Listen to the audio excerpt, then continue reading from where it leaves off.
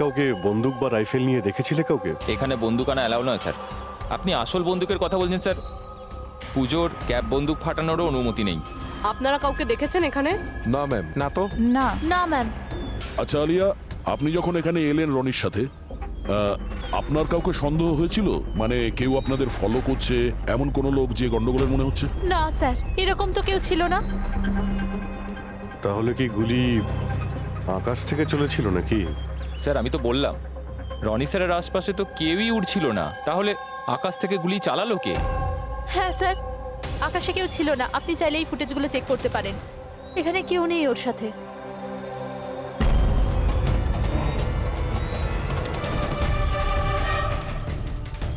এই ফুটেজে তো রনির আশেপাশে তো দূরে দূরেও কাউকে দেখা যাচ্ছে না। স্যার, নিচে থেকে ওপরে তো কেউ গুলি চালায়নি। ইনি বলছেন যে যখন ও ওপরে উঠছিল কেউ ওর আশেপাশে ছিল না, ওপর থেকেও কেউ গুলি করতে পারবে না। আমার মাথায় এটা ঢুকছে না, কে কোথা থেকে গুলি চালালো আর কিভাবে, বুঝতে পারছি না স্যার। অদ্ভুত ব্যাপার তো। ওর কোনো শত্রু নেই, তাহলে ওকে খুন করার জন্য এরকম প্ল্যানিং কে করতে পারে? কেসটা খুব জটিল মনে হচ্ছে। কোনো বাঁকা লোককে এখানে পাঠিয়ে দিই, বাঁকা প্রমাণ, হয়তো সে কিছু পেতে পারে।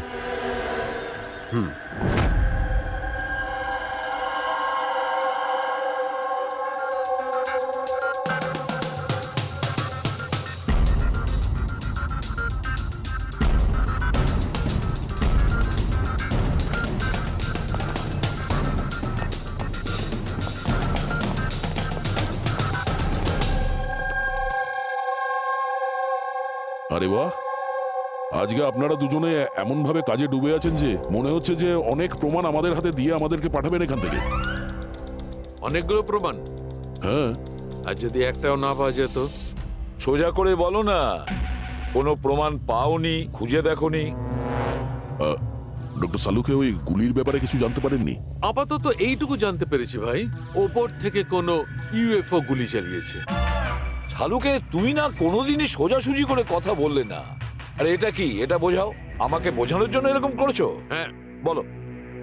এ দেখো বস, রনি মাটি থেকে 3000 ফুট উঁচুতে উঠছিল, আর ওর গুলিটা লেগেছে তার ওপর থেকে প্রায় 1000 ফুট উঁচু থেকে। আর এই গুলিটা 60 ডিগ্রি অ্যাঙ্গেলে এসে গায়ে লেগেছে। আমার তো ভেবেই কেমন যেন মাথাটা ঘুরছে। আকাশের উপর থেকে কে গুলি চালাতে পারে ওর উপর? এটা কিভাবে সম্ভব? এখনো হয়নি, আরো বাকি আছে বস। এই গুলিটা প্রায় 3 কিলোমিটার দূর থেকে ছোড়া হয়েছে। ভারী অবাক কাণ্ড, তাই না দয়া? 3 কিলোমিটার দূর থেকে গুলি চালানো হয়েছে। 60 ডিগ্রি অ্যাঙ্গেলে রনির গলার ভেতর ঢুকে যায় আড়াআড়ি। তার মানে রাইফেলটা খুব পাওয়ারফুল ছিল মনে হয়। একদম ঠিক বস, রাইফেলটাও পাওয়ারফুল ছিল, আর গুলি যে চালিয়েছে তারও হাতটা পাকা। এত উঁচুতে হাওয়া খুব জোরে প্রবাহিত হয়, আর টেম্পারেচারও কম বেশি হতে থাকে। তবুও লক্ষ্যটা মিস করেনি, একদম নির্ভুল পয়েন্টে গিয়ে লেগেছে। গুলি যে চালিয়েছিল খুব পাকা খেলোয়াড়, ডক্টর, সব শুটার। একদম।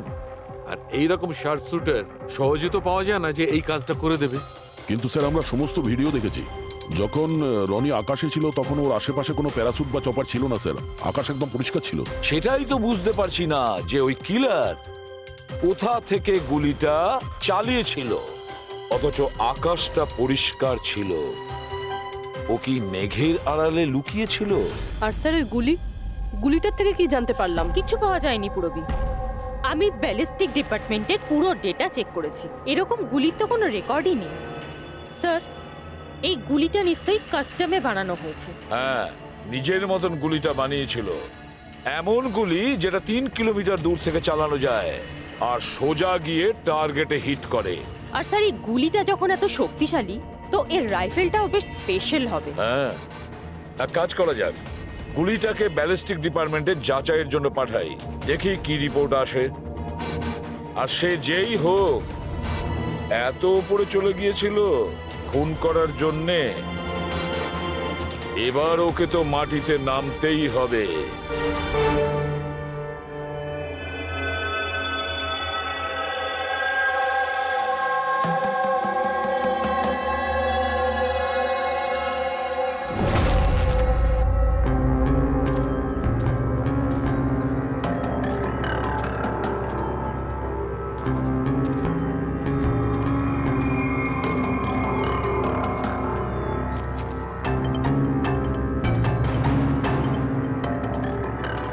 ব্রাদার উই ক্যান ডু ইট। আরে ইয়ার গুরু, আর চলতে পারবো না, খুব হাঁপিয়ে গেছি আমি। ব্যাস নবীন, আর বেশি দূর নয়, 3000 ফিট চড়ে ফেলেছি, পাশেই আছে। We can do it, come on.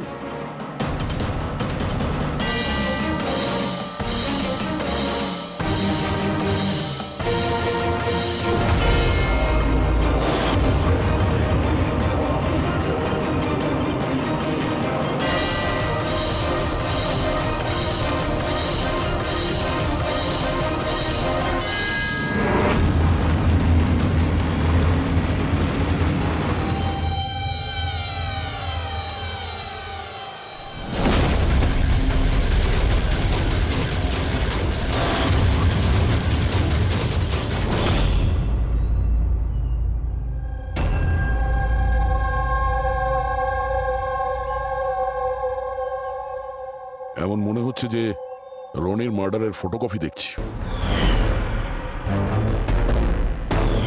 3000 fit ওপরে ঠিক ওরকমই গুলি মেরেছে মাথার পেছনে। একেও একইভাবে গুলি চালিয়েছে। আচ্ছা, তোমরা যখন ট্রেকিং করছিলে, এই হিতেনের পিছনে কেউ কি ছিল? না স্যার, হিতেনই সবার পিছনে ছিল স্যার। স্যার এই দেখুন ফুটেজ। স্যার স্যার এটা ওই জায়গায় যেখানে এই সব কিছু হয়েছে। অদ্ভুত তো,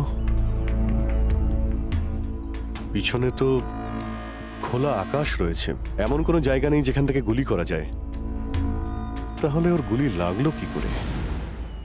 দুটো কেসেই ধরা যাচ্ছে না যে গুলি কোথা থেকে চলেছে। স্যার একদম ঠিক বলছেন, আকাশ থেকে কোনো কাক বা পায়রা কি করে গুলি চালায়? এই গুলিটা চালালো কে? আর এই দুটো গুলি 24 ঘন্টার মধ্যেই চলেছে। আমার মনে হয় এই দুটো কেসের মধ্যে কোনো না কোনো কানেকশন আছে। আচ্ছা, এই হিতেন কি কাজ করতো? স্যার কলেজ স্টুডেন্ট ছিল স্যার, মুম্বাই গ্র্যাজুয়েশন করতে এসেছিল স্যার। ট্রেকিং এর অনেক শখ ছিল। অভিজিৎ, বুঝতে পারছি না যে কেউ একজন কলেজ স্টুডেন্টকে মারার জন্য এত প্ল্যান করবে কেন। সেটাই তো, প্রথমে রনি আর এখনই হিতেন। তবে আকাশ থেকে তৃতীয় গুলিতে অন্য কেউ মারা যাওয়ার আগে এই খুনিকে ধরতেই হবে খুব তাড়াতাড়ি। গত 24 ঘন্টায় দুটো খুন হয়েছে, দুটোই যুবক, আর দুজনকে মারার পদ্ধতিও অদ্ভুত। অদৃশ্য খুনি। স্যার দুজনেরই মৃত্যু হয়েছে অ্যাডভেঞ্চার স্পোর্টস করতে গিয়ে। মাটি থেকে 1000 ফুট ওপরে মেরেছে স্যার। কিন্তু স্যার ভাবার বিষয় এটাই যে খুনি এই অ্যাডভেঞ্চার স্পোর্টের সময়টাই কেন বাঁচলো এদেরকে মারার জন্য? ও তো ওদের যে কোনো সময় মারতে পারতো। এত লম্বা প্ল্যান দুটো বাচ্চাকে মারার জন্য? শুধু প্ল্যানিংটাই বড় ছিল না দা, গানটাও বড় ছিল। এই যে এইরকম। এটা কি রাইফেল স্যার?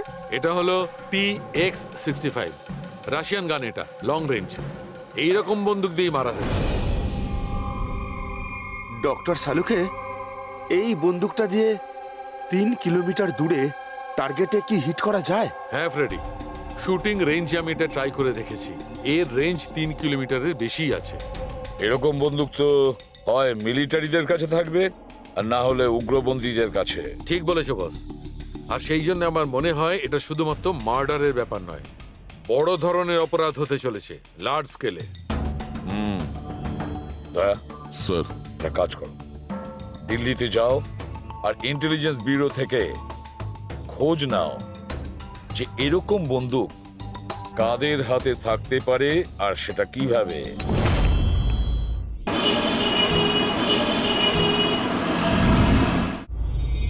এই সমস্ত খুন এই রাইফেল দিয়েই হয়েছে।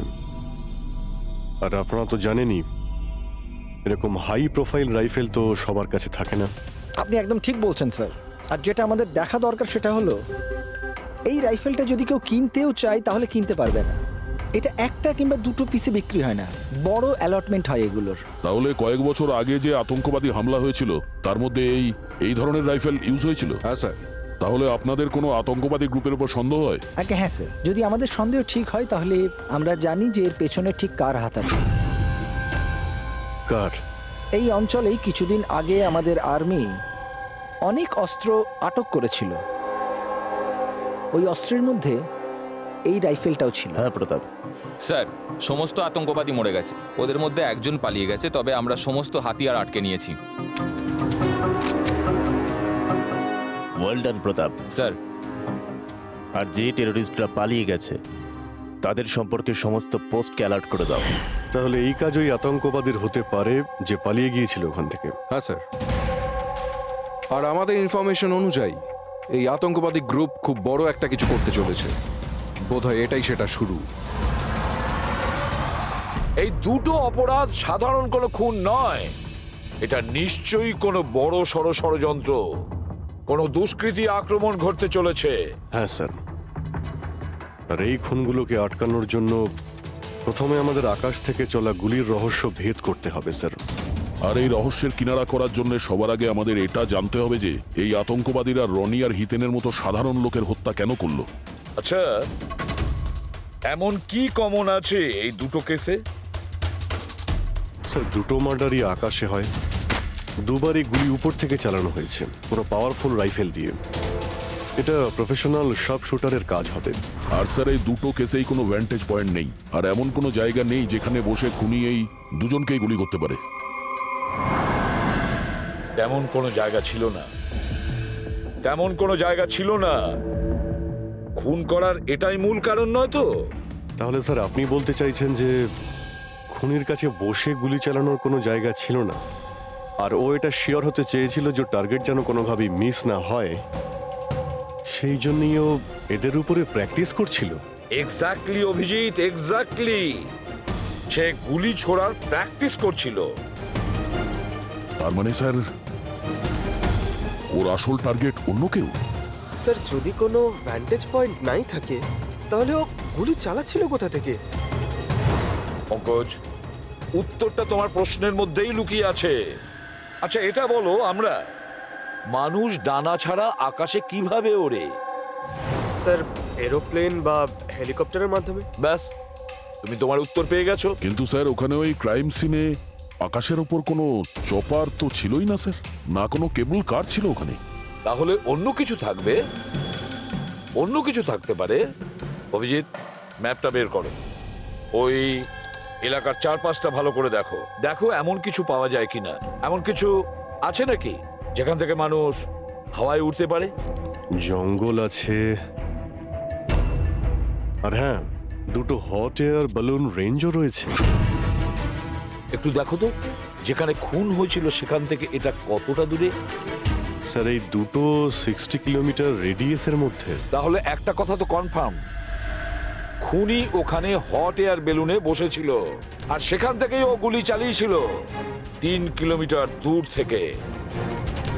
স্যার কেউ যদি হট এয়ার বেলুনে চড়তে চায় তাহলে আগে থেকে বুকিং করতে হয়, এমনি কেউ যেতে পারে না। কোনো ব্যাপার না, তোমরা ওই হট এয়ার বেলুনের অফিসে গিয়ে খোঁজ নাও যে এমন কোন টুরিস্ট ছিল যে ওই দুটো দিনে ওই দুটো হট এয়ার বেলুনে ঘুরেছিল। এটা টোটাল 12 জনের লিস্ট আছে যারা সেদিন হট এয়ার বেলুনে বসেছিল। কিছু জন একা বসেছিল, কিছু জন গ্রুপ বানিয়ে বসেছিল। তোমার কি মনে আছে এদের মধ্যে কতজনের কাছে কোনো জিনিস বা ব্যাগ ছিল? বা কোনো সন্দেহজনক কাউকে দেখেছো? না, বদমাস তো কাউকে লাগছিল না, কিন্তু একজন বয়স্ক আন্টি ছিলেন, পিঠে একটা ব্যাকপ্যাক ছিল, আর চোখে চশমা আর মাথায় টুপি পরেছিলেন। হ্যাঁ, আমরাও অবাক ছিলাম যে এই বয়সে এই সব ট্রাভেলিং এর ইচ্ছা। আর যখন ফটো তোলা হচ্ছিল উনি লজ্জা পাচ্ছিলেন আর নিজের মুখ লুকোচ্ছিলেন। রবি, এই বয়স্ক আন্টি শার্প শুটার শুনে একটু অদ্ভুত লাগছে না? হ্যাঁ স্যার, আমি এখানে পাইলট। 25শে ফেব্রুয়ারি স্যার সব মিলিয়ে আমি 6 জনকে এয়ার বেলুনে চাপিয়েছি স্যার, আর 2 জনকে দিনের স্যার। আচ্ছা তাদের মধ্যে কেউ মানে গন্ডগোলের লোক মনে হয়েছিল, কিংবা যার কাছে কোনো জিনিসপত্র ছিল? স্যার এরকম তো কেউ ছিল না। হ্যাঁ একজন বয়স্ক মানুষ ছিল, জানি না কারো বারবার চিৎকার করছিল, হয়তো ওর মুড খারাপ ছিল বা খিটখিটে ধরনের ছিল। ওনার হাতে কোনো কিছু ছিল? জিনিস তো ছিল না, হ্যাঁ একটা লাঠি নিয়ে হাঁটছিল। লাঠি নিয়ে হাঁটছিল? এই, তোমাদের সাহস কি করে হলো আমার ছবি নেওয়ার, আমাকে জিজ্ঞেস না করে? কিছু ভদ্রতা আছে না নেই? ওরাও ওগুলো ওরাও। আচ্ছা, ফটো তোলার জন্য রেগে গেছিল? কি অদ্ভুত ব্যাপার তাই না স্যার? লোক হট এয়ার বেলুনে তো প্রতিদিন বসে না, তাই না? তারা নিজেরাই ফটো তুলতে চায়, যাতে এই স্মৃতিকে তারা সারা জীবন রাখতে পারে। আর কোনো বিশেষ কথা মনে আছে ওর ব্যাপারে? স্যার জানি না বলাটা ঠিক হবে কিনা। না না, বলো, যেটা মনে আছে খুলে বলো। ওনাকে হাঁটতে দেখে মনে হচ্ছিল না যে ওনার লাঠির প্রয়োজন আছে, কিন্তু তাও উনি লাঠি নিয়েই চলছিলেন। আচ্ছা,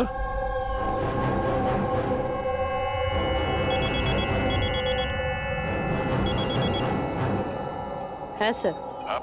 কিছু জানতে পারলে? স্যার এখানে একজন বয়স্ক মহিলা এসেছিল, আর তার হাতে একটা ব্যাকপ্যাকও ছিল। আর হ্যাঁ, ওই মহিলা ছবিও তুলতে চাইছিল না। আচ্ছা, এখানেও একজন বুড়ো লোক এসেছিল হট এয়ার বেলুনে চড়তে লাঠি নিয়ে, আর তারও ফটো তোলায় আপত্তি ছিল। স্যার এই বয়স্ক মহিলা আর বয়স্ক লোক একই ব্যক্তি নয় তো? ওই শার্প শুটার, ওর ব্যাগে আর ওর লাঠিতে ওই রাইফেলটা ছিল যা দিয়ে খুন করেছে। আর স্যার দুদিনই এ একাই ওপরে গিয়েছিল, কারণ যদি অন্য টুরিস্টের সাথে যেত তাহলে রাইফেল সেট করতে আর টার্গেট সেট করতে প্রবলেম হয়ে যেত। না পুরবি, আমার মনে হচ্ছে ও একলা যায়নি। মানে মানে ওই হট এয়ার বেলুন চালানো আর সঙ্গে এই রাইফেলটা চালানো দুটো কাজ একসঙ্গে করা মুশকিল। ওই হট এয়ার বেলুনের পাইলটও ছিল সঙ্গে। মানে স্যার এই অপরাধে পাইলটও যুক্ত? একটা কাজ করো, ওই পাইলটটাকে ধরো তাড়াতাড়ি। ওই দিন ওই বয়স্ক মহিলাকে বেলুনে উপরে কে নিয়ে গিয়েছিল? পাইলট কে ছিল? সঞ্জীব ছিল। এই পালাবি না, দাঁড়া দাঁড়া দাঁড়া। না আমাকে মারতে পারবে না ওকে। এই এই সঞ্জীব!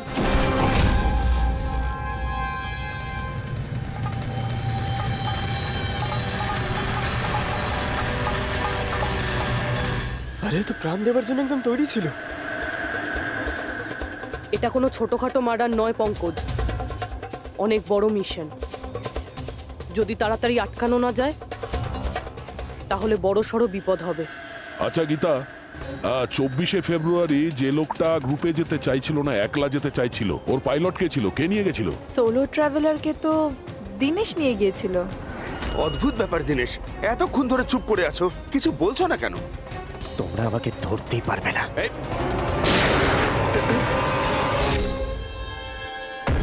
এখন যমরাজ তোকে অ্যাপয়েন্টমেন্ট দেওয়ার মুডে নেই।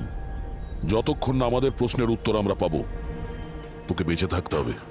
চল। মারো, যত পারো মেনে নাও, আমার কিচ্ছু যায় আসে না। আর তাছাড়া তোমাদের এই আইনের কমজোরি থাপ্পড়ে এত শক্তি নেই যে আমার অপরাধের মজবুত হাড়কে গলাতে পারবে, বুঝলে? তোমার ওপর যদি টর্চার করতেই হতো তাহলে ওর জন্য তো 2 মিনিটের কাজ আমাদের কাছে। কিন্তু তারপর মনে পড়ে তোমার পরিবারের কথা, তোমার বোন।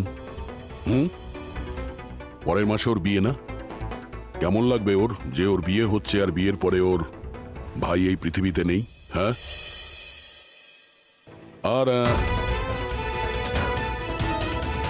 তোমার মা প্রত্যেক মাসে খরচার জন্য টাকা পয়সা পাঠাও না? তোমার মৃত্যুর পর কে খেয়াল রাখবে তার? কিছু ভেবেছো এ ব্যাপারে? হ্যাঁ, না? চলো, এখনো সুযোগ আছে। রাজ সাক্ষী হয়ে যাও। কথা দিচ্ছি তুমি জেলে যাওয়ার পরে তোমার মায়ের খেয়াল আমরা রাখবো। সত্যি? মানে পুরো খেয়াল রাখবে? পুরো খেয়াল? হ্যাঁ, তোমার মায়ের পুরো খেয়াল রাখা হবে। তুমি শুধু এটা বলো কার জন্য কাজ করো, তোমার বসের নাম কি? বলে দেবো? সত্যি বলে দেবো? হ্যাঁ বলো। আমি যার জন্য কাজ করি না, যে আমার বস, স্যার, তার নাম হলো এসিপি প্রদ্যুম্ন।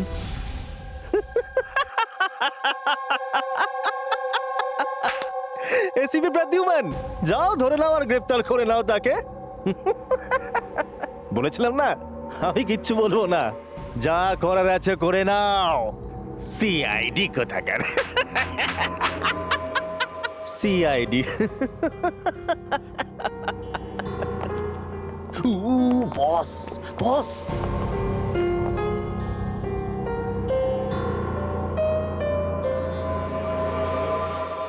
কোনো ব্যাপার না, কিচ্ছু বলতে হবে না। এখন না তোমাকে কিছু জিজ্ঞাসা করব, কিছু বলার জন্য তোমাকে আমরা জোর জবরদস্তিও করব না, কিচ্ছু করব না। শুধু একটাই কাজ করব, আমরা তোমাকে ঘুমোতে দেব না। শুতে দেবেন না?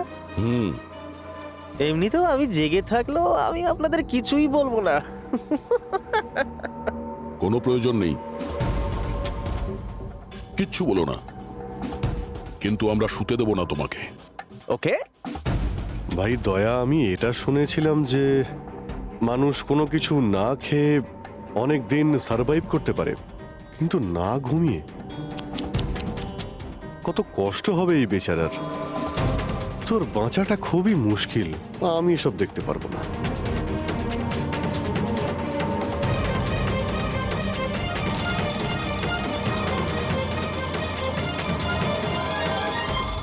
সময় কাটানোর জন্য খুব ভালো হবে, তাই না?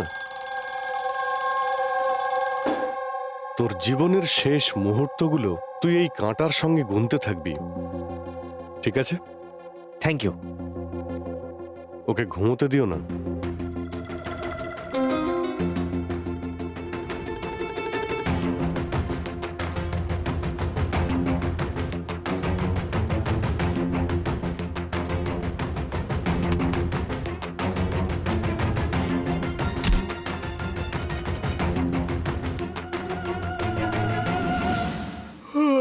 ফ্রেডি স্যার, আরে কোথায় আছেন আপনি?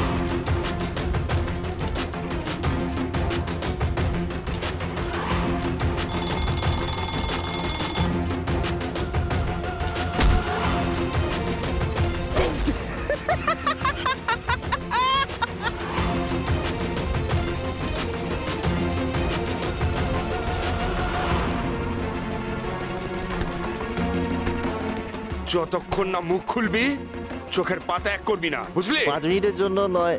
চল না, 1 মিনিট 1 মিনিট তো শুতে দাও। 1 সেকেন্ড, শোবো না একদম, শোবো না একদম।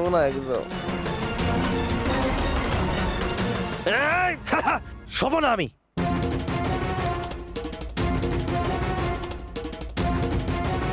এবারও ভেঙে পড়বে।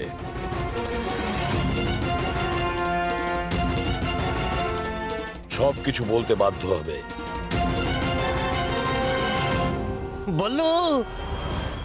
বললো তুই শুবি না, ওঠ।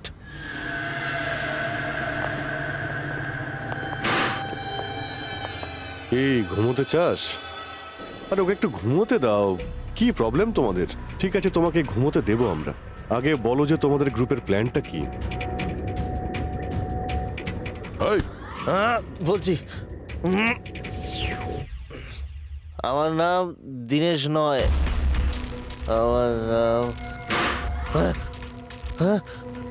আমার নাম বললু। দীনেশ নয় আমার নাম। আর আমাকে স্পেশালি এই মিশনের জন্য তৈরি করা হয়েছিল। আর যে 2টো মার্ডার হয়েছিল না, ওটা প্র্যাকটিস ছিল। আমাদের আসল মিশন হলো ওকে মারা। আর ওই যে ওকে কি যেন নাম, স্টিভ মার্টিন, ওই শান্তির দূত যে সম্প্রতি ভারতবর্ষে এসেছে দেশে শান্তির বার্তা নিয়ে, যাতে সমগ্র বিশ্ব এই বার্তাকে সমর্থন করে, যাতে উগ্রপন্থীরা শেষ হয়। এসিবি, আমরা চাই না যে আতঙ্কবাদ কখনো শেষ হোক। আর স্টিভ মার্টিন তো মরবেই, তোমরা কিচ্ছু করতে পারবে না। আর আর যদি তোমরা বাঁচিয়েও নাও না, আমরা স্টিভ মার্টিনকে খতম করে দেবো একেবারে। আমাদের যে শার্প শুটার আছে না, একদম পাক্কা নিশানা তার। কোথায় মারবে ওকে আর কখন?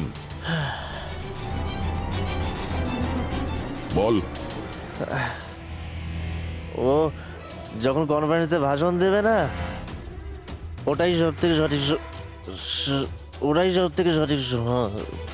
এই, ওটাই সব থেকে সঠিক সময় হবে। ওই সময় ওর আশেপাশে কোনো সিকিউরিটি থাকবে না। আর যে কনফারেন্সটা আছে না, ওটা বিল্ডিংয়ের ছাদেতে হবে। তো ওই হট এয়ার বেলুনেতে আমাদের সাব শুটার যাবে আর ওখানেই গুলি মারবে। কনফারেন্স ঘন্টা খানেকের মধ্যে শুরু হবে, এখন তাড়াতাড়ি ওখানে আমাদের পৌঁছতে হবে। আরে তোমরা যতই চেষ্টা করে নাও, বাঁচাতে পারবে না ওকে। আর হ্যাঁ, তোমরা যদি বাঁচিয়েও নাও না, তাহলে আমরা আবার প্ল্যান করব, দ্বিতীয়বার মারবো। কে মারবে? কিরকম দেখতে ও? আরে আমি ওর মুখ দেখিনি এখনো পর্যন্ত। যখনই আসে ছদ্মবেশে আসে। তোমরা কি ওই, একে হসপিটালে নিয়ে যাও তাড়াতাড়ি। স্যার, আমরা কি হট এয়ার বেলুনটা আটকাতে পারি না যতক্ষণ এই কনফারেন্স শেষ হচ্ছে? না ফেডরিক, এই সব কিছু বন্ধ করা যাবে না। আজকে আটকালে কালকে অন্যরকম প্ল্যান করবে। আজকের প্ল্যান আমরা জানি, আজই ওদেরকে ধরবো।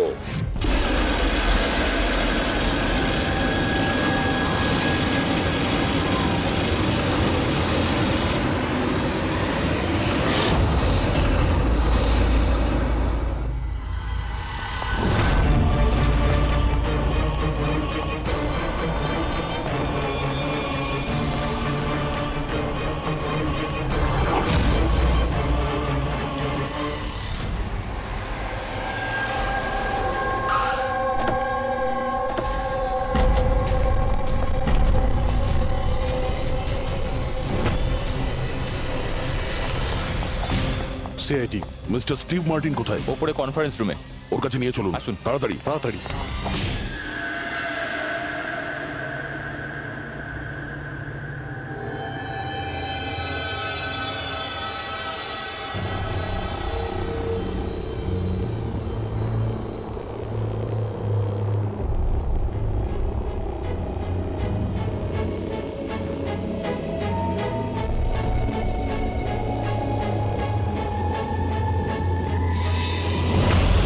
স্যার, এখানে 4টে বেলুন আছে। দুটো ওপরে আছে আর দুটো রেডি হচ্ছে। আমার সামনে যে বেলুনটা আছে স্যার, ওতে একটা কাপল আছে আর ওই ছেলেটার কাছে ব্যাকপ্যাক আছে। নজর রাখো ওদের উপরে। কারা কারা আসছে, কারা কারা যাচ্ছে, সবাইকে ফলো রেখো, ওকে?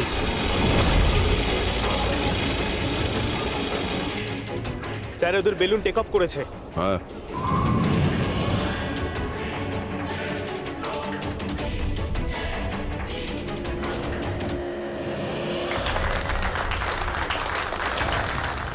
এই দুনিয়াতে টেরোরিজম কেন আছে, এই প্রশ্নটা আমাদের জানা দরকার।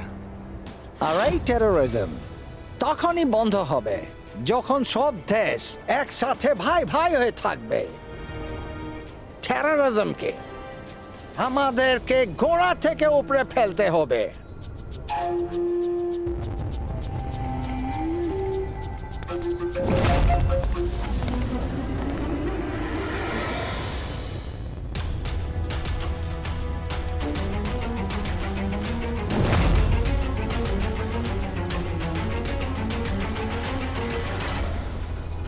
দুজন মিউজিশিয়ানকে দেখছি, ওরার জন্য তৈরি হচ্ছে। ওদের হাতে গিটারের ব্যাগ আছে। এবার এটা বলা খুবই মুশকিল যে ভেতরে গিটার আছে নাকি গান।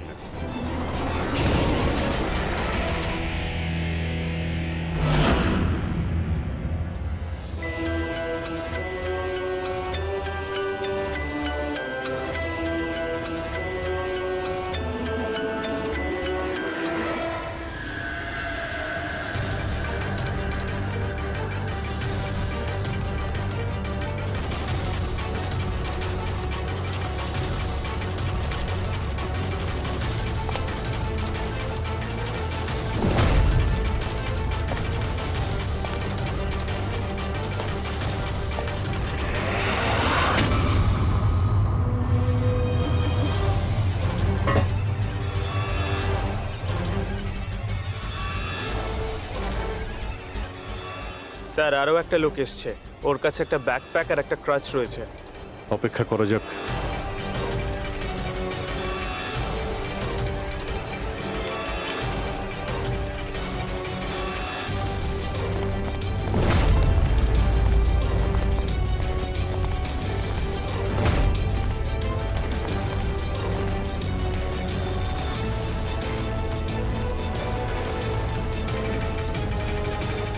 স্যার ক্যামেরা ক্রু এসেছে, ওদের কাছে আবার দুটো ব্যাগ।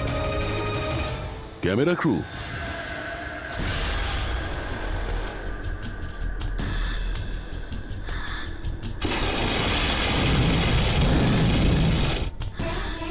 ওদের দিক থেকে নজর সরিও না, নজর রাখো ওদের উপরে।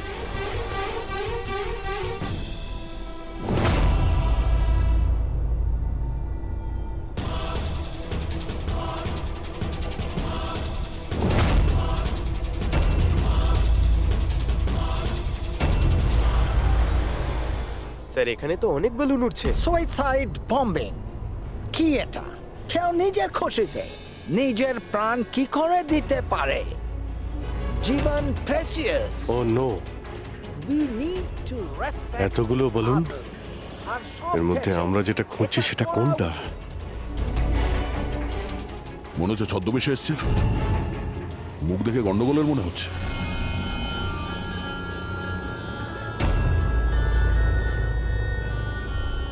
দয়া, ওই দুটোর উপর নজর রাখো। আমরা যেন সব সময় একটা কথা মনে রাখি, ওয়ার্ল্ড ওয়ার 1 আর ওয়ার্ল্ড ওয়ার 2।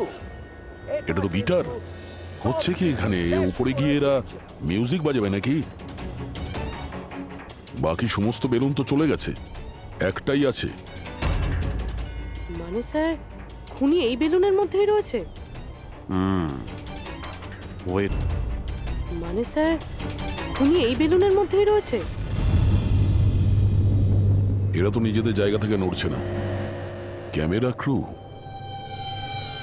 স্যার এ কোথায় গায়েব হয়ে গেল?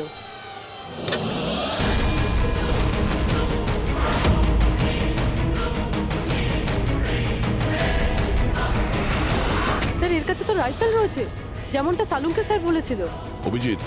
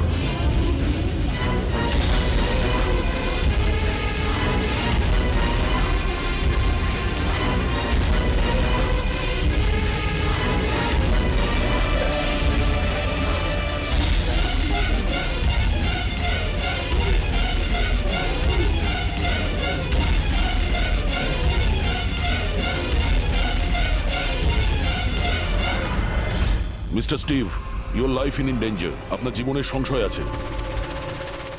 তাহলে কি করবে? We have a plan. Thank you সিয়াজি। যদি আজকে আপনারা ঠিক সময় না আসতেন, আমি বেঁচে থাকতাম না। দেখুন, বিপদ কিন্তু এখনো কাটেনি, ঠিক আছে? এখনো খুনিকে ধরতে পারেনি, সেই জন্য be safe, be careful. Okay Freddie, Pankaj, ওই বেলুনে নজর রাখো, চোখের বাইরে যেন না যায়। হ্যাঁ স্যার, আমরা বেলুনটাকে ট্র্যাক করছি।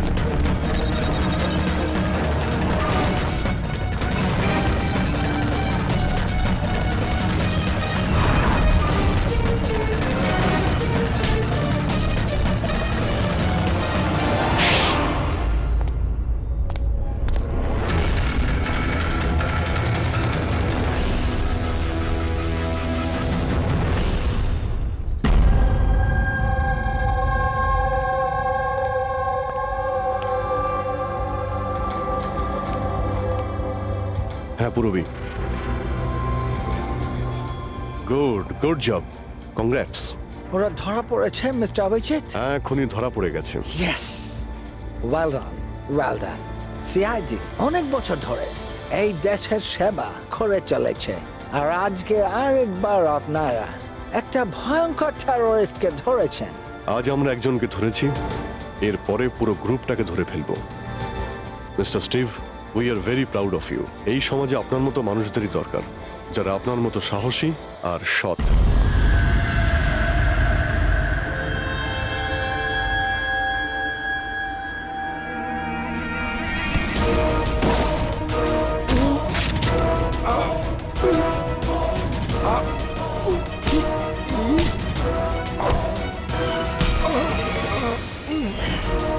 তাহলে তুমি ছদ্মবেশে রনি আর হিতেনকে মেরেছ? তোমার মতো একজন সব সুপার জেলের ভাত খেয়েও ফাঁসির অর্ডার আসার আগে পর্যন্ত। তোমার কি মনে হচ্ছে তোমরা আমাকে ধরে নিয়েছো তো স্টিভ প্রাণে বেঁচে যাবে? কখনো নয়। আমাদের ক্ষমতা এত বেশি যে তোমাদের আইন এটা খুঁজতে খুঁজতে হাঁপিয়ে যাবে, কিন্তু আমরা শেষ হব না। শেষ হবে তোমাদের এই দেশ। শোন ছারপোকা, আমাদের দেশের উপর অনেকে খারাপ নজর দিয়েছে, আবার চলেও গেছে। জানিস আমাদের দেশ কত বছর স্বাধীন হয়েছে? ৭৪ বছর। আর এই ৭৪ বছরে আমাদের দেশের জওয়ানরা জানি না কত আতঙ্কবাদীকে মেরেছে। আজ তোর পালা, কাল তোর সঙ্গীদের পালা। আমাদের দেশ থাকবে, খুব ভালোভাবেই থাকবে। আর এই দেশ থেকে যদি কোনো জিনিস চলে যায়, সেটা হলো আতঙ্কবাদ। বুঝেছিস? আতঙ্কবাদ।